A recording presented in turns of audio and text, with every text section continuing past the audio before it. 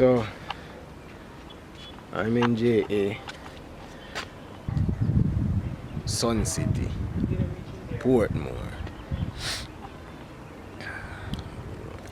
When they say Sun City, they really mean Sun City.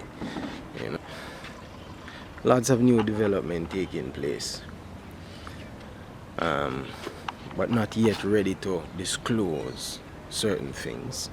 But I will soon make you aware of what is happening. I've been nominated for an Actor Boy Award.